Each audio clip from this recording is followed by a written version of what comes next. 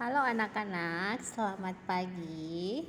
Hari ini kita akan belajar PPKN di tema 6 dengan materi PPKN kita hari ini yaitu hak warga negara menurut pasal 28 dan pasal 29.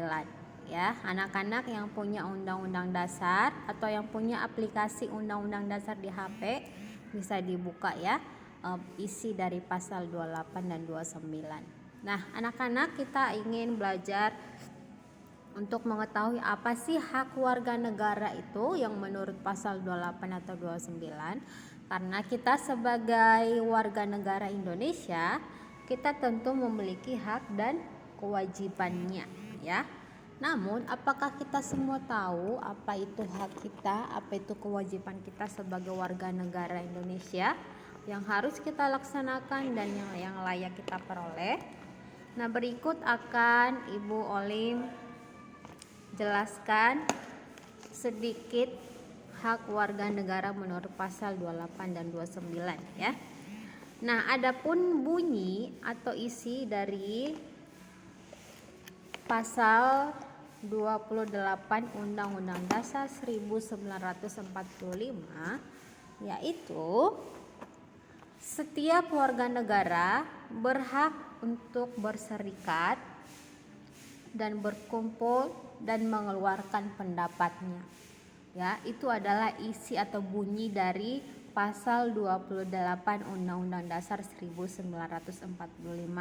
Jadi kita sebagai warga negara berhak untuk berserikat, berkumpul, yang artinya kita berhak untuk membentuk sebuah organisasi, membentuk serikat, membentuk partai, lembaga, ormas, yayasan, koperasi dan sebagainya.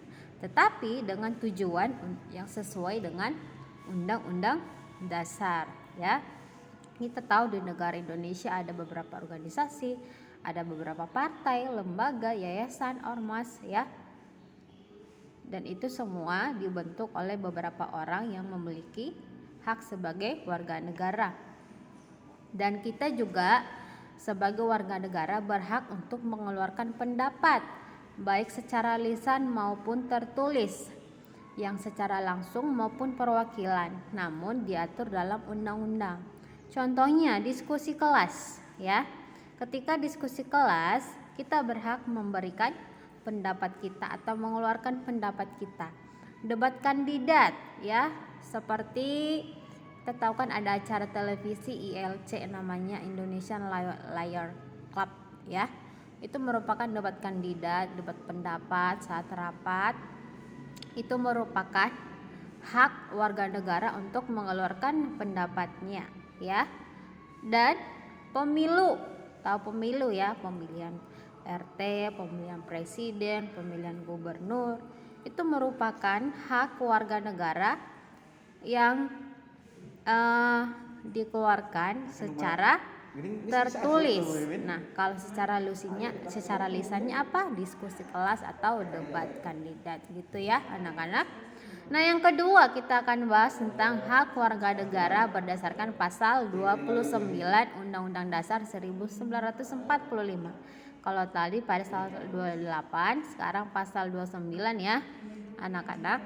Nah, bunyinya dikatakan bahwa setiap warga negara bebas untuk memilih, memeluk dan menjalankan agama dan kepercayaan masing-masing yang dipercayai.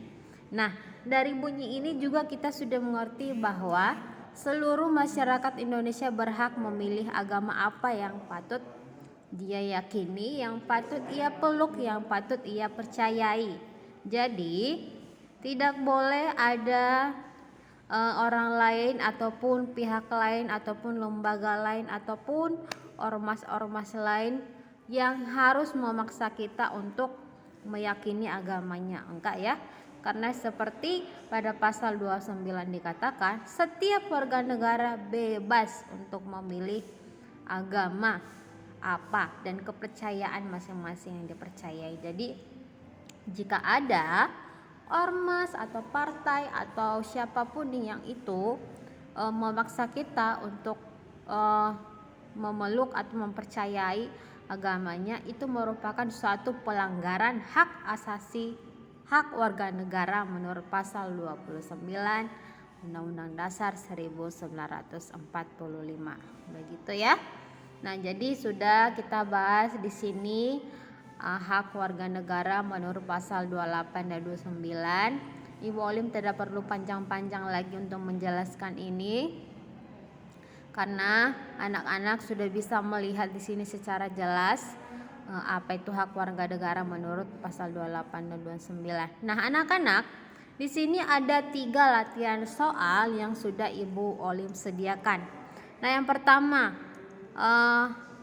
apakah berkomentar atau memberi komentar di media sosial merupakan salah satu bentuk hak sebagai warga negara dalam mengeluarkan pendapat? Nah, jika iya, berikan alasannya. Jika tidak, berikan alasannya. Jadi maksudnya itu, kalau kita berkomentar di media sosial, apakah itu merupakan salah satu bentuk hak sebagai warga negara dalam mengeluarkan pendapat? Nah, jika ya, berikan alasan. Jika tidak, berikan alasan ya. Yang kedua, apakah pembatasan ya, berarti dibatasi. Apakah pembatasan berkomentar di media sosial merupakan perampasan hak mengeluarkan pendapat? Jika iya, berikan alasan. Jika tidak, berikan alasan juga ya. Dan yang ketiga, apakah berkomentar tentang body shaming di media sosial merupakan pelanggaran hak mengeluarkan pendapat? Nah, tahu ya anak-anak, body shaming itu artinya apa?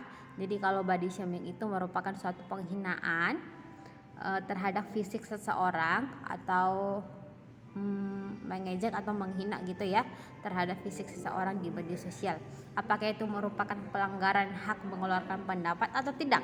Nah, jika iya, berikan alasan. Jika tidak, berikan alasan juga. Nah, jadi yang ketiga soal ini jangan hanya dijawab ya atau tidak, tapi berikan alasannya apa. Oke, anak-anak, Ibu hanya berikan 3 soal. Jadi silahkan dikerjakan, ditulis soalnya dan jawabannya di bawah soal, tulis yang rapi dan yang jelas ya.